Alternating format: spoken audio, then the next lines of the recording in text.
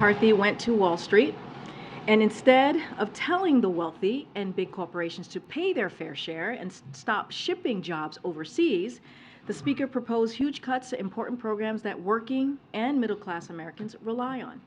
The Speaker hid the details of his proposal by the reality is it would slash education, veterans care, Meals on Wheels, food safety, and so much more, while outsourcing manufacturing and American jobs. Moreover, for all of his talk of fiscal responsibility, they don't have a real plan to cut the deficit. That's because House Republicans support over $3 trillion in tax giveaways that overwhelmingly benefit the rich and the biggest corporations. The President will also call on the Speaker to take default off the table so they can have a real conversation about the budget. Now, moving to Ukraine, later today, the Biden-Harris administration will announce a new security assistance package for Ukraine as part of our ongoing efforts to help Ukraine defend itself against Russia's brutal invasion. The announcement, which will come from the Department of State and Defense, will be the 36th use of presidential drawdown authorities to support Ukraine. The package will include more ammunition for U.S.-provided HIMARS, rocket systems, and anti-armor systems, as well as additional artillery rounds. The United States will continue to work with our allies and partners to help Ukraine defend itself, to defend its democracy, and protect its people. Another thing for today, I am pleased to announce that President Biden will welcome President Pedro Sanchez of Spain to the White House on Friday, May 12th, to deepen the historic ties between the United States and Spain. The two leaders will review our efforts as NATO allies and close partners to strengthen our bilateral defense relationship, transatlantic security, and economic prosperity. They will discuss our unwavering support for Ukraine and our efforts to impose costs on the Kremlin as Russia continues its brutal war of aggression. The leaders will also coordinate on a range of issues as Spain prepares to assume the rotating presidency of the Council of the European Union in July, including climate change and expanded cooperation with Latin America and the Caribbean. And finally, before we take questions, I'm pleased to share that the President looks forward to welcoming Tennessee State Representative Justin Jones, Justin Pearson, and Gloria Johnson to the White House this coming Monday. Earlier this month, the President spoke to them by phone after they were subjugated to expulsion votes in the Tennessee State House for peacefully protesting in support of stronger gun safety laws following the shooting at Covenant School in Nashville. During that call, the President thanked them for their leadership in seeking to ban assault weapons and standing up for the democratic values. And the three lawmakers thanked the President for his leadership on gun safety and for spotlighting the undemocratic and unprecedented attacks on them in the Tennessee State House. The President looks forward to continuing that discussion when they all meet with him on Monday. With that, Darlene? Cool. Thank you. Just a little news. Is the White House or the President aware that a federal watchdog is investigating whether the DEA Administrator improperly awarded millions of dollars in no-bid contracts to hire her past associates? Is there any comment on that? So that's the first time I'm hearing this. I would have to check in with our colleagues. I just don't have anything to share at this time from the podium. Today on Capitol Hill, the Special Inspector General for Afghanistan Reconstruction testified and said specifically that state and USAID have refused to cooperate with his independent oversight of the Afghanistan withdrawal and have stonewalled the investigation. How do you respond to those allegations? So the administration has consistently provided updates and information, and including, I'll list out a couple of things here, thousands of pages of documents, analysis, spreadsheets, and written responses to questions, hundreds of briefings to bipartisan members and also their staff, public congressional testimony by senior officials, all while consistently providing updates and information to numerous inspectors general. So again, I would refer you, as I normally do when it comes to stuff like this, to my White House counsel's office for more details on specifics. But again, we have been consistently providing updates to the committee. Just quickly, one more on Sudan.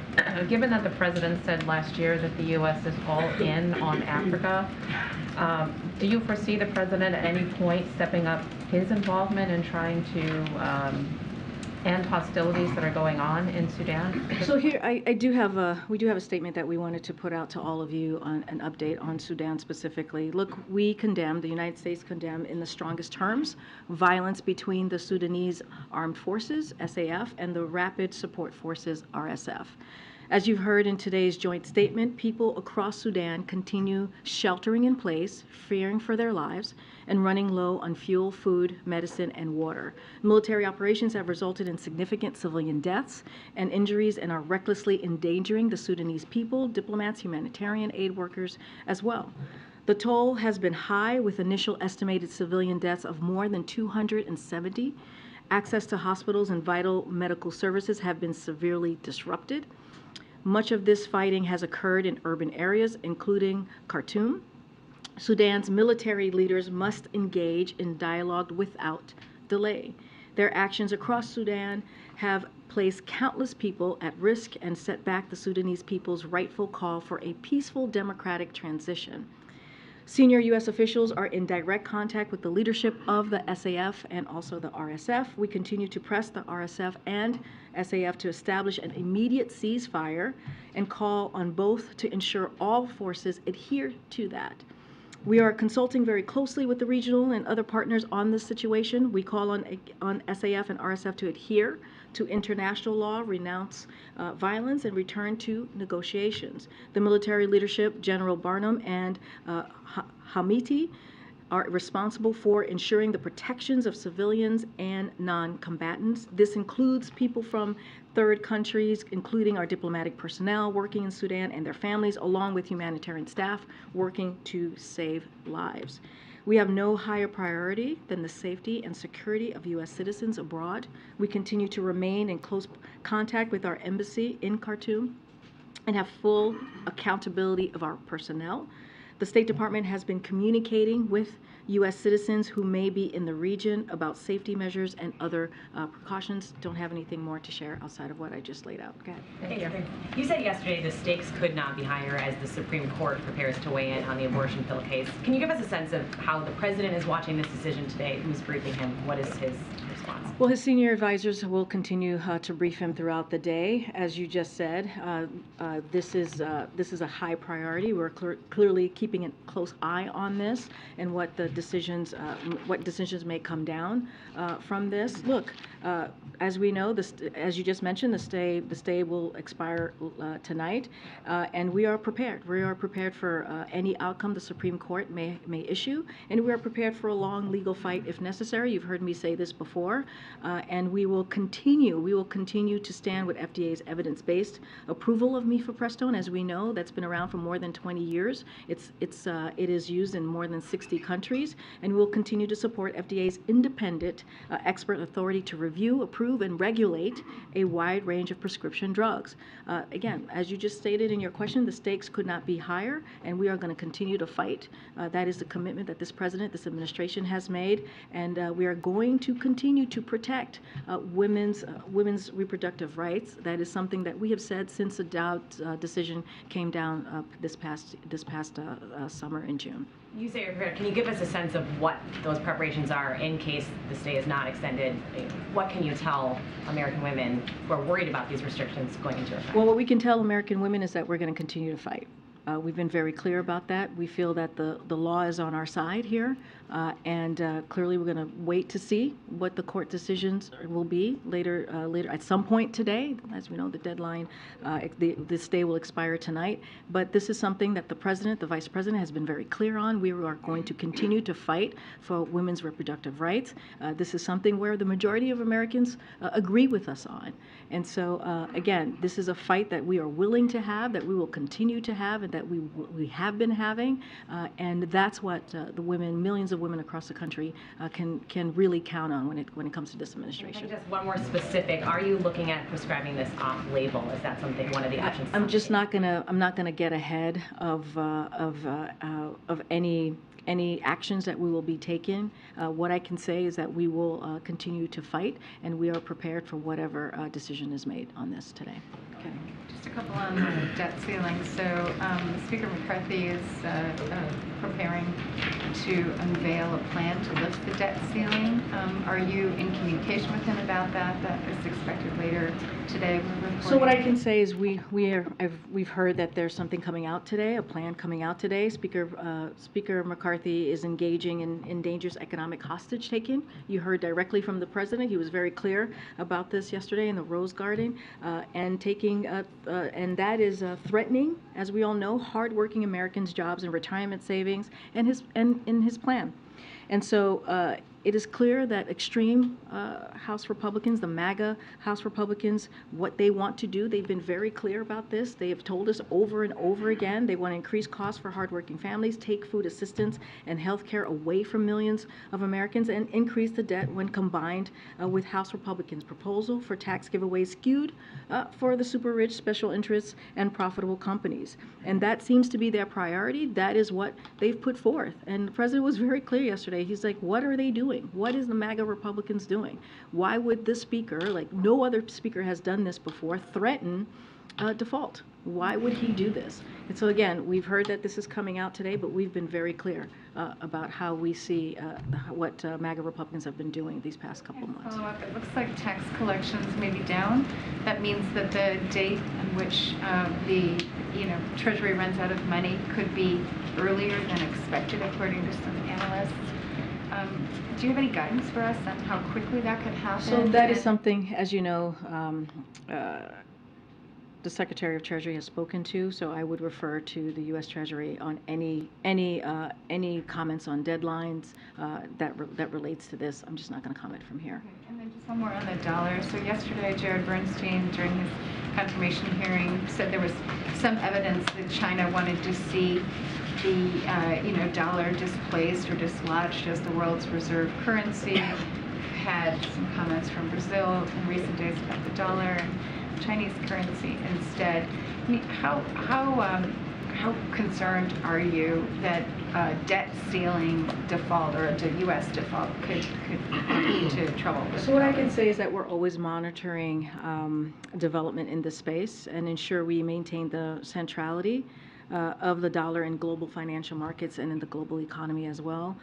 What I will say is the primary focus of the U.S. Or the primary of the U.S. dollar is underpinned by fundamental advantages that the United States has held for a long time and will continue to hold. That includes credible and long-standing commitments to transparency and sound governance, our rule of law, the most liquid financial markets in the world, and the independence of the Federal Reserve System as well. I'll leave it there. Go ahead. I know you've said that the White House is prepared to respond to whatever decision comes from the Supreme Court, but if the Supreme Court denies DOJ's request, how soon do you anticipate having some actual actions to unveil regarding? I'm not going to get ahead of the court decision today. What I can say, and I think we have shown this, we have been fighting for women's reproductive rights since the Dodd's decision came out back in June, and we'll continue to fight, and we are prepared. I'm just not going to get ahead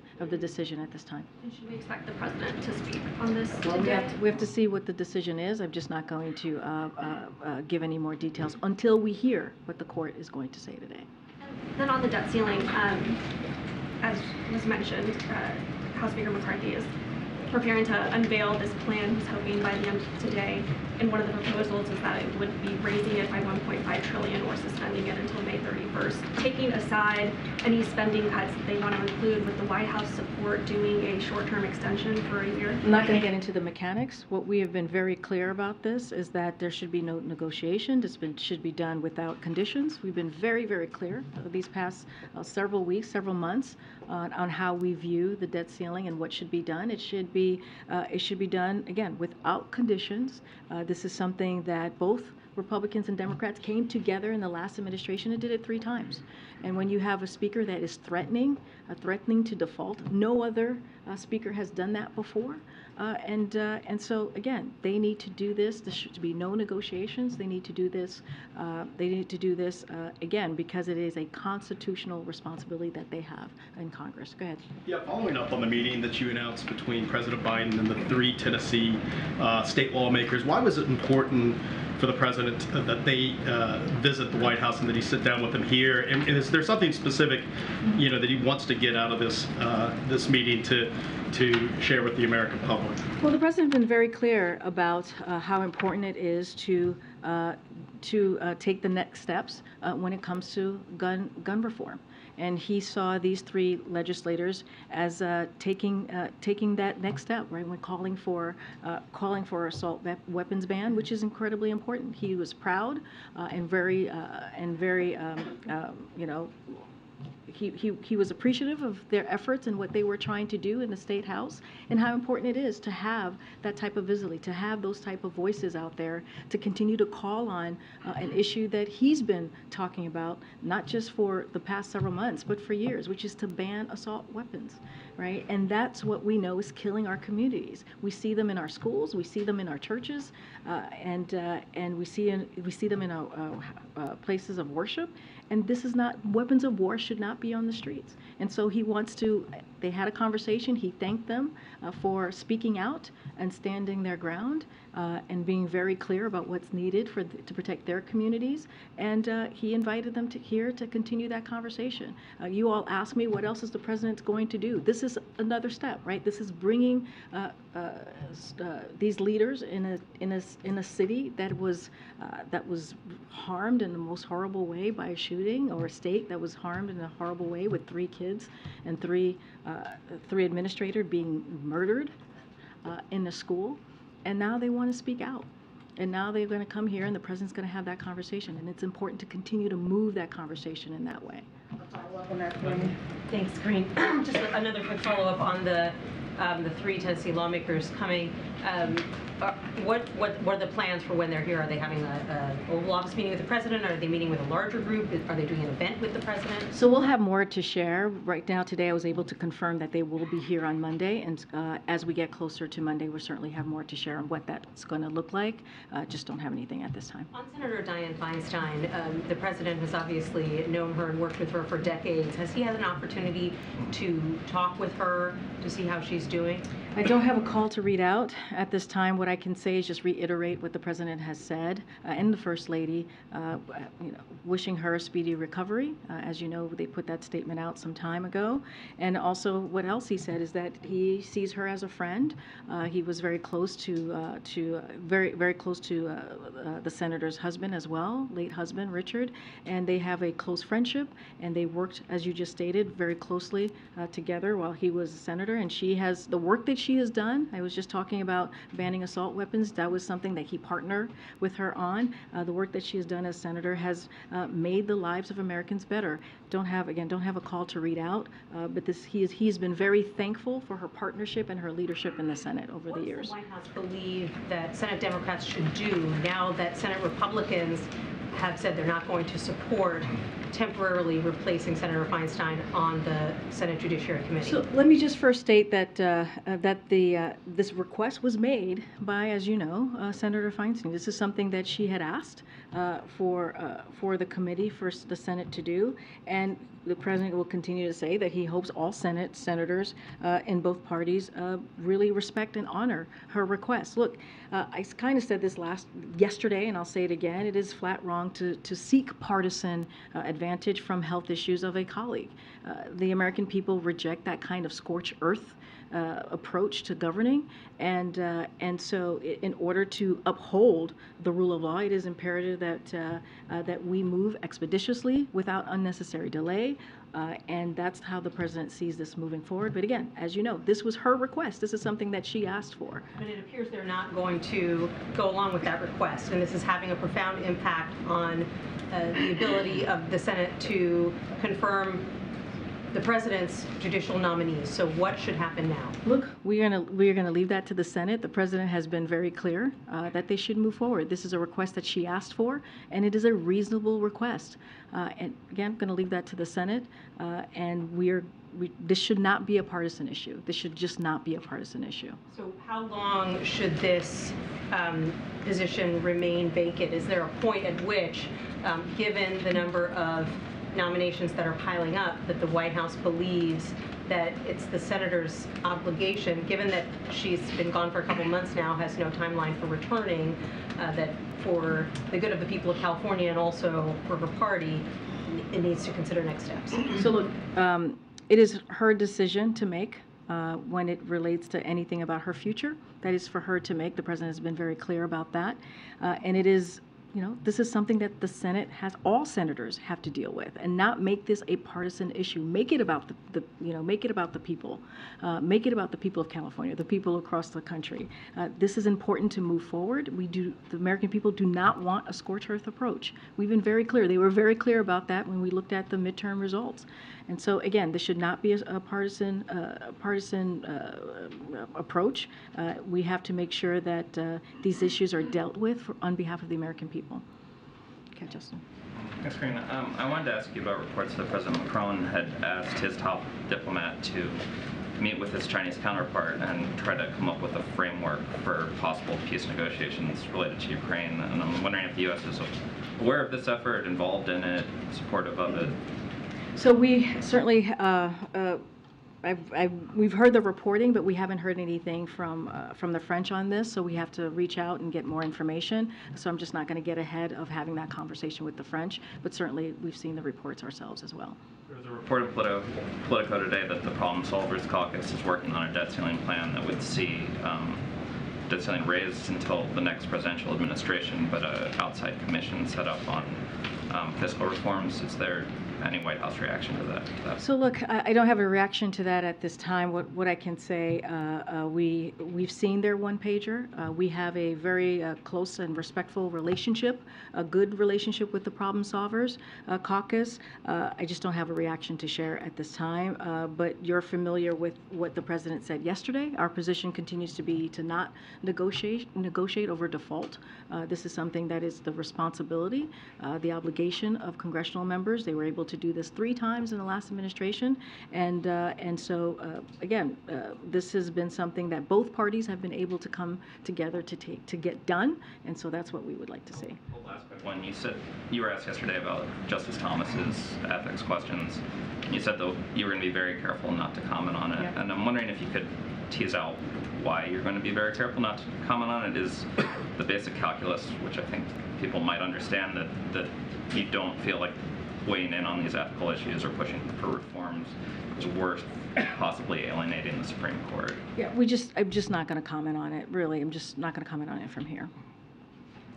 Karine, the president's been pretty consistent when he's been asked about this debt ceiling fight and potential negotiations with Republican leadership that he wants to see them put forward a budget before that happens. Are we getting closer now with what the speaker's putting out today and with the potential vote in the House next week to seeing both parties having at least conversations in person, beginning a process by which there might be discussions? So look, you saw the readout that the president had a conversation with leaders Schumer and Jeffries, and what they said was very clear. We won't negotiate over default. Republicans should pass a clean bill like they did 3 times in the previous administration, as I've just stated over and over again. And as the president said, the president is ready to have a separate conversation, as you just laid out, Emily, about the budget once Republicans present their plan. And we just haven't seen that. We have not seen a detailed plan that not just present to the president, but to present to the American people. Again, we're just not going to negotiate over default. This is something that they need to get done, and they need to get done just like they did in the previous administration. This has largely been messaging and political battle at this point, but I'm wondering if you can speak to what preparations might be being undertaken behind the scenes within the administration about the potentially severe consequences of a default. We are potentially as quick as 2 months away from seeing this. What is the president being briefed on about contingencies, about what might happen in the event? So you said messaging and political battle. Look, this is their their congressional, like, this is their duty. This is something that they have to get done. This is something that Republicans should not be holding hostage our nation. It is something that should not be happening.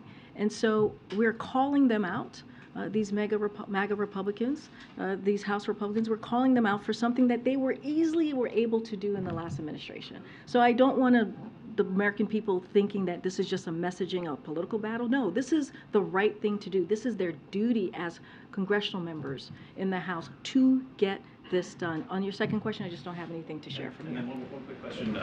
Robert F. Kennedy Jr. today announcing his candidacy for president, potentially challenging the president for renomination. I'm wondering, obviously from that podium you're limited in what you can say about politics, but the president just spent some time with Joseph Kennedy III last week, spoke with Ethel Kennedy. He has other Kennedys within the administration. Have you had a chance to speak with the president about his reaction to his potential candidacy now announced by our... So it's 2024, the Hatch Act. I'm just not going to touch that with a 12-foot pole. I'm not going to touch that with a 12-foot pole. Thank you. Go ahead.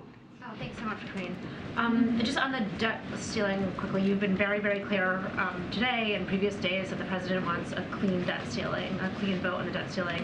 But can you talk about whether he would want an amount, the debt ceiling to be raised by an amount or by like a date? No, I'm not going to get into the details. This is something that they should do. They should raise the debt ceiling. This is something that the House Republicans need to get done. I'm not going to get into specifics. I'm just not going to get into specifics from here. What we can lay out is what the House Republicans have told us thus far that they want to do, that they have been very clear about, which is devastating cuts to veterans and education, as I've mentioned before, taking food assistance and health care away from millions of people, sending manufacturing jobs overseas or manufacturing overseas, which means outsourcing good-paying jobs to countries including China, and increasing energy costs while increasing the deficit. This is what they have said and laid out that they want to do. And let's not forget to fund law enforcement and border security. So that's what we're going to call out. They need to get this done.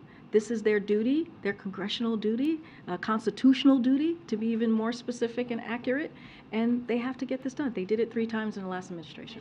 Really quick on Russia, if I may. President Putin has visited Ukraine twice in about a month. Can you say anything about what that might signal about the coming spring offensive and how the U.S. interprets his decision to make those visits? Yeah, I know he visited the Donbass region very recently. Look, we've been very clear. Russia has no legitimate or legal claim to these sovereign Ukrainian territories. We've been very clear about that, and we'll continue to restate that. That's why we will continue as well to support Ukraine, the Ukrainian government. There's going to be a PDA that's going to be announced by my colleagues at the Department of Defense, so I'll refer you to that. And, Mr. Putin's visit seems like an indication that they know things aren't going well for Russia. They know that. Mr. Putin seems to know that very clearly. He is likely trying to shore up his own populace since he knows his military is underperforming and struggling to achieve its objectives through this invasion that we have seen them do for this past year. Thank you. As you know, the U.S. has now surpassed China in becoming India's largest trading partner. And the India-US bilateral trade is now touching around $200 billion a year. Last year it was $192 billion. When President Biden went to India as the vice president of this country, he had set a goal of having the bilateral trade to around $500 billion a year. Does the president still believes in that goal, and what steps his administration is taking to reach that goal of India-US bilateral trade of $500 billion a year? Well, I'll say more broadly, as you know, the United States and India have a strong bilateral relationship, and that's including trade as well. Trade relationship, we're committed to continuing working together and in groups like the Quad to advance economic growth for our 2 countries and expand cooperation of our shared priorities, and that is a commitment that you can know that is coming from the United States. Okay, Peter. Thanks, Karine. 69% of people polled by CNBC say they have a negative view of the economy. President Biden talks about the economy all the time. What? He talks Why about aren't people buying it? He talks about the economy all the time because he wants the American people to know that he's doing everything that he can to make sure that his policies that he's put forward that has shown that he's building an economy that doesn't leave anybody behind, that builds an economy from the bottom up, middle out. And he also talks about the economy, and when you hear him talk about the economy, he talks about how he's prioritizing making sure that we lower inflation. And that is where the American people are, meeting them where they are. He's going to continue to have that conversation. He understands how important that is for Americans, American families, and so he'll never shy away from that. I know you're reading a poll right now. That is one poll, but he's not going to stop talking about what the American people really care about, which is what are we doing here to make sure that we are addressing the issues and the concerns that they have. Okay, on China, China is setting up police stations in the U.S. There's more proof now that they created COVID. There is reason to think that there were more spy balloons than the White House has said. Why is it taking so long for President Biden to call Xi and tell him to cut it out? We have said over and over again that the president intends to call President Xi. I don't have a call to read out to you at this time. Look, and we've said this before, we believe it's important to maintain open lines of communication with China. We believe that it is an important bilateral relationship, the U.S.-China relationship, even as we're talking about strategic competition with China. And so that has not changed. We're going to continue to move forward in that way. And then one more. So Monday, you're going to have 3 of the lawmakers who protested Peacefully protested. Who peacefully protested after the Nashville Covenant School shooting. Have any of the victims or the victims' families been invited to the White House? I don't have anything to read out to you about any invite. Why? I just don't have anything at this time to read out to you any invite. What I can say to you right now is that the president is focused on getting things done. He's focused on making sure that we are protecting our communities, that we're protecting our schools, that we're protecting our churches, we're protecting our grocery stores, that people, as we know in Buffalo, went to the grocery on a Saturday and got murdered. 10 of them were murdered. We see what's happening in our schools. And that's why he's bringing these legislators here, to have that conversation and to see what else can be done and to highlight that. That's what the president is using the bully pulpit for. That's why he continues to put pressure on Congress to get things done. Make sure that they're showing some courage, Republicans in Congress, to make sure that we're banning assault weapons. And so we cannot have weapons of war in our streets. We cannot have weapons of war in our schools. And so that's why he's bringing them there. He's bringing them here to continue that conversation. All right, go ahead, April. Karine, 3 topics. 1, Tennessee. 3 topics? Yes. It's been a while, huh? Tennessee legislative time has been truncated. What was the president's thoughts about that, as the governor had said that he wanted to move forward with even red flag laws, and now Republicans truncated that time? It was supposed to be longer, a couple weeks longer, and it now ends Friday of this Can week. you say the beginning of the question? I'm so sorry. What? I'm sorry. What are the president's thoughts about the Tennessee legislative assembly time being truncated, cut short, after the governor had said that he wanted red flag laws and maybe even wanted to compromise with some other things, and now it seems like they may get the budget done and nothing else? Well, look, it is shameful and unfortunate what we see these MAGA Republicans in Congress and across the country in state houses are doing on an issue. Again, I just laid this out for Peter, on an issue that is so important to the American people. Gun violence is an epidemic in our country. It's killing our kids. Guns are the #1 killer of our children, and it's only going up. We should be doing, as adults, we should be doing everything that we can to protect our children. That is on us to do. This is a president that has taken action after action after action to do just that, to protect our community. But as we understand, as you all know, it takes legislation to continue the work. That's why we're asking Congress to do more. That's why we're calling on House of Republicans to do more. And we should see that same type of action in state houses as well. And next question, do you know of any movements, any efforts to extradite the suspects in the Shankola Robinson murder? I don't have any information on that. I would refer you to the Department of Justice. And lastly, what are the efforts by this administration, as the nation is waiting to find out the decision on affirmative action in Supreme Court. What are the next steps? Because, the thought is that it will be overturned.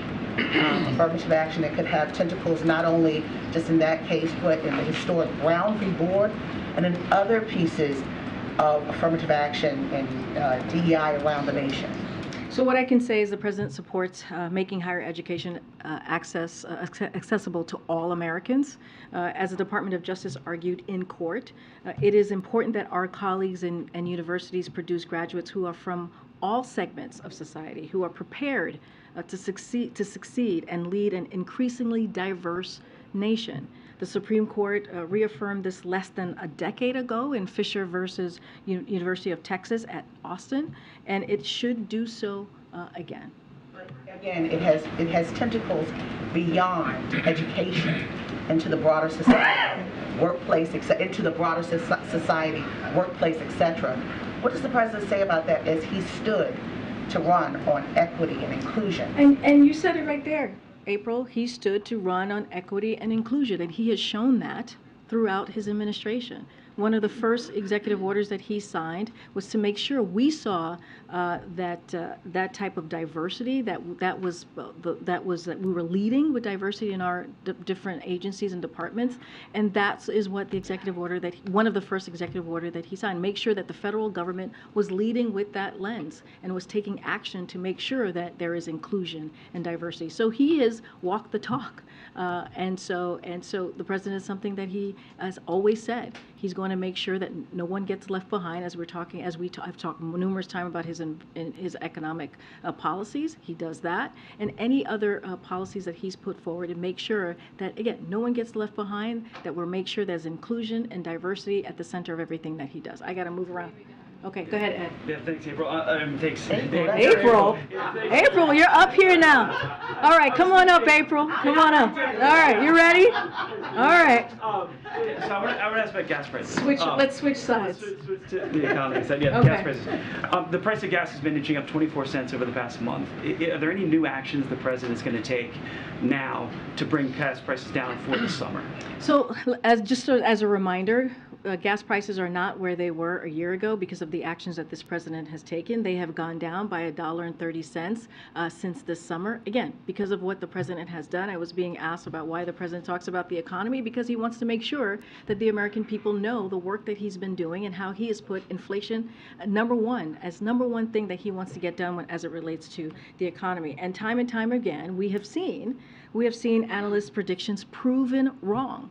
And so, look, the President has been clear that he will do everything that he can to continue to lower costs for the American people, and that includes calling on oil and gas companies to use the permits and profits available to them to increase production, which is already on track to reach a record high this year. I don't have any additional actions to provide to you. I'm being told that we have to go because the President's going to be leaving shortly, and all you have to leave. Where that meets inflation. So core inflation is basically flat, and if we see gas price inflation come back into it, how concerned is the President that inflation will then come back up? And we've seen him resist policy pivots.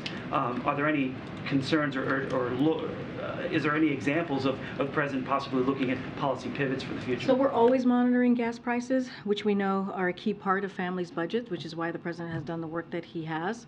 Again, gas prices are not where they were a year ago. They have gone down since it's the highest peak this past summer. And we have always said it will take some time for inflation to come down, and we may see bumps in the roads, but that's why lowering costs and fighting inflation remains the President's top priority. That's why the Inflation Reduction Act is important. That's why the bipartisan infrastructure legislation is so important. That's why the CHIPS and Science Act is so important. All of these are part of the President's economic policies to make sure that we meet the American people where they are. And bye, everybody. I'll see you tomorrow. Thanks, Karine.